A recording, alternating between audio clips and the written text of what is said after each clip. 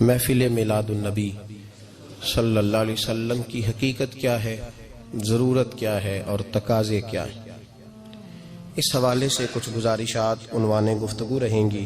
دعا ہے اللہ تبارک و تعالی اپنی ناراضگی والے جملے سے محفوظ فرمائے، اپنی رضا والی بات کرنے کی توفیق عطا فرمائے۔ عزیز بھائیو، قرآن مجید فرقان حمید نے ارشاد فرمایا قل بفضل اللہ، اے محبوب آپ فرما دیں جب اللہ کا فضل ملے، وبرحمتہ اور اس کی رحمت ملے، فبذالک فلیفرحوا، تو انہیں چاہیے کہ خوشی کا اظہار کریں۔ سورہ یونس کی آیت نمبر 58 ہے۔ جب اللہ کا فضل اور اس کی رحمت ملے تو خوشی کا اظہار کرو، خوشی کا۔ اسلام مسرتوں کا دین ہے، خوشیوں کا دین ہے۔ نبی پاک سید عالم صلی اللہ تعالی علیہ وسلم کی مسکراہٹ کے اندر وہ حسن تھا کہ کائنات ساری حضور کی مسکراہٹ کی وجہ سے ہی مسکرا رہی ہے۔ حضرت جریر ابن عبداللہ رضی اللہ تعالیٰ عنہ حضور کے صحابی ہیں، وہ فرماتے ہیں کہ جب حضور مدینہ طیبہ تشریف لائے تو میں ملاقات کے لیے حاضر ہوا۔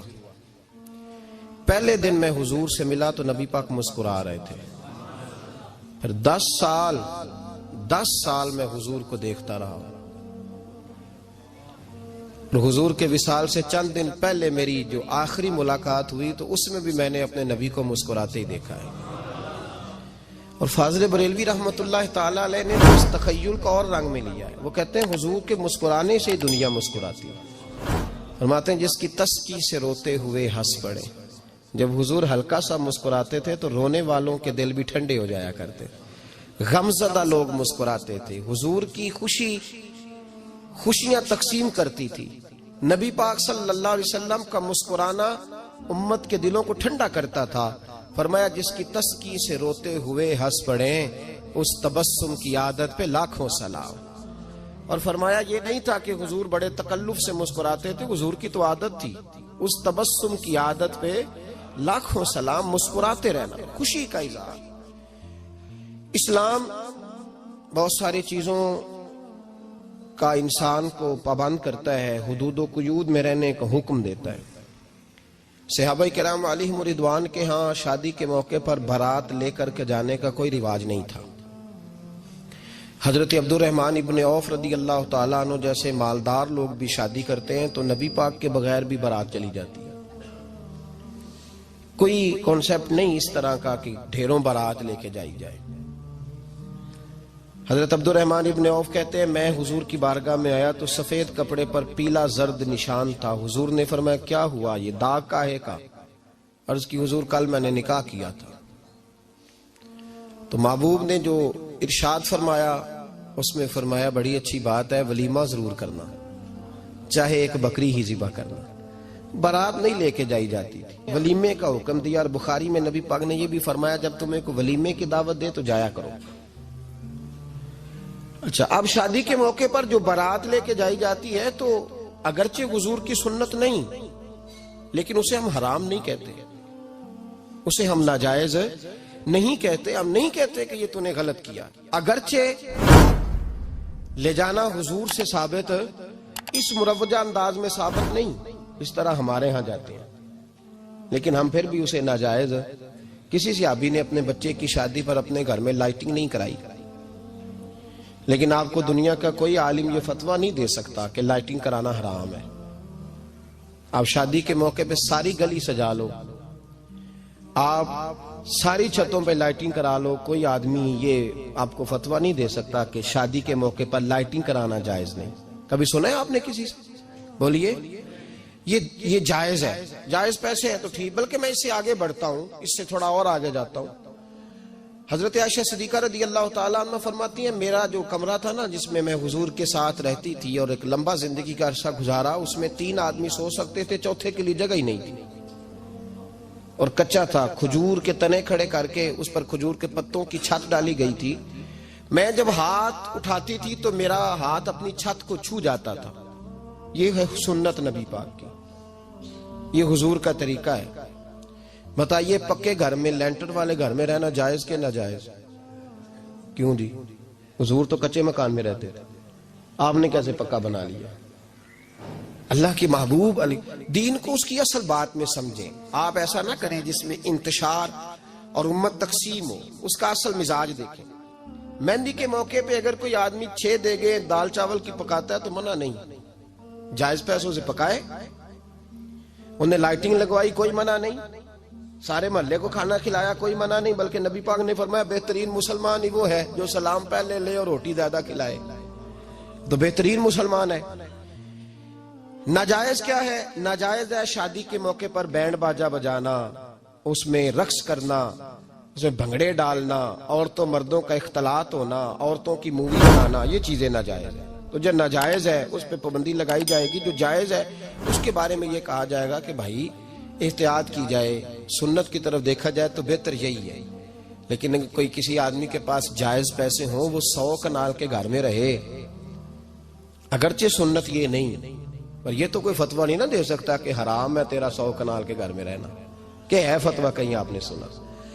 تو ہمارے ہاں تکلیف کا معاملہ یہ ہے. دیکھیں میرے بھائی، کسی بھی صحابی نے، بڑے درد کے ساتھ بات کر رہا ہوں اور یہ میرا درد ہے، میں درد سے اپنے دل کو، اپنے ایمان کو حاضر ناظر کہہ کے بات کر رہا ہوں. امت بٹ جاتی ہے ہر موقع پہ یار، ہر جگہ ہی تقسیم ہو رہی ہے امت مسلمہ.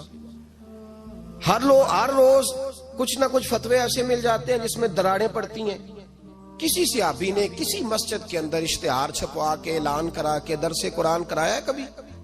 سیرت النبی کا جلسہ، ختم بخاری، مدرسے کا دستار فضیلت کا جلسہ، آپ نے اشتہار پڑھے ہیں نا یہ سارے مکاتب فکر کے؟ ہوتے ہیں کہ نہیں ہوتے؟ کسی صحابی نے اس طرح، وہ تو روز درس قرآن دیتے تھے، لیکن اس طرح اشتہار چھپوا کے، پوسٹر لگا کے، اور مصر سے کسی صحابی کو اسپیشل بلوا کے یا یمن سے بلوا کے مسجد کے اندر کبھی درس قرآن کے اجتماعات کرائے، سیرت النبی کے جلسے، ختم بخاری کے؟ او بھائی یہ ساری چیزیں حضور کے صحابہ کی سنت سے مروجہ انداز میں ثابت نہیں. مجھے بتا میرے بھائی، میں درد کے ساتھ تجھ سے سوال کرتا ہوں کہ سیرت النبی کے جلسے میں تو پشاور سے مولانا بلائے، پنڈی سے بلائے، تو گجرات اور کراچی سے لوگوں کو بلا کر کے اگر سیرت کا جلسہ کرائے، اور تو اس میں ایک آدمی کو کراچی سے بلوایا جا رہا ہے تو تو نے اس کو 20,000 کی ٹکٹ بھی دی، اور اشتہار پہ بھی جلسے پہ خرچ ہوا، پھر لنگر بھی پکا، کھانا بھی تو نے کھلایا، نہ تجھے کوئی بیوہ یاد آئی، نہ تجھے کوئی مسکین یاد آیا، نہ تجھے کوئی غریب یاد آیا. حالانکہ کہنا چاہیے تھا نا یہ جو ₹1,00,000 لگ رہا ہے کسی بیوہ کی خدمت کر دینی چاہیے، یتیم کو دے دینا چاہیے. درد کے ساتھ بات کر. سوال میرا یہ ہے کہ وہی کام جو سیرت کے جلسے میں ہوتے ہیں، پہلے تلاوت ہوتی ہے، پھر نعت ہوتی ہے، پھر کسی عالم کا بیان ہوتا ہے، وہی کام صرف نام بدل کے کیا جائے، عید میلاد النبی نام رکھا جائے صلی اللہ علیہ وسلم. یہ میں آپ کے ذہنوں پہ دستک دے رہا ہوں، تقریر نہیں کر رہا، صرف دستک دے رہا. او بھائی دیکھو، ایک آدمی وہی کام نام بدل کے کرے تو جائز ہے، اور اگر اس میں نبی پاک کے میلاد کا نام رکھ لیا جائے یا نعت کا نام رکھ لیا جائے تو پھر مجھے اجازت دے میں تجھ سے سوال کروں کہ صرف تجھے حضور کی تعریف پوری لگتی ہے؟ پھر مجھے اجازت دے کہ میں تجھ سے پوچھوں کہ صرف تجھے نعت اچھی نہیں لگتی؟ پھر مجھے اجازت دے کہ میں تجھ سے پوچھوں کہ تجھے صرف رسول اللہ کے قصیدے اچھے نہیں لگتے؟ دے مجھے اجازت کہ میں تجھ سے سوال کروں کہ جہاں ذکر رسول کی بات آئے وہاں تو پریشان کیوں ہوتا ہے؟ تجھے پتہ ہی نہیں یہ تو وہ ذکر ہے کہ رب فرماتا ہے تم بیان کرو نہ کرو وَرَفَعْنَا لَكَ ذِكْرَكَ، محبوب میں نے خود تیرے چرچے ساری دنیا میں بلند فرما دیے. اور نبی پاک نے پوچھا حضرت جبریل سے کہ چل جبریل تو بتا میری امت کو پتہ چلے رب نے میرا ذکر کیسے بلند کیا ہے. تو جناب جبریل کہنے لگے محبوبہ رب فرماتا ہے میرے نبی سے کہہ دے جہاں جہاں تیرے رب کا ذکر ہوگا وہاں وہاں تیرا بھی ذکر ہوتا رہے گا. یہ تو محتاج ہی نہیں کسی کا. اتنی جلدی لوگ بپھرتے ہیں. اللہ فرماتا ہے قل بفضل اللہ وبرحمتہ فبذلک فلیفرحوا. محبوب ان سے کہہ دو جب اللہ کا فضل ملے، جب اللہ کی رحمت ملے تو خوشی مناؤ. تیرا نہیں مجھے پتا، مجھے تیرا نہیں پتا، لیکن مجھ سے اگر تو پوچھے تو کائنات میں رب کا سب سے بڑا فضل بھی محمد مصطفیٰ ہی ہے، اور سب سے بڑی رحمت بھی محمد مصطفیٰ ہی ہے.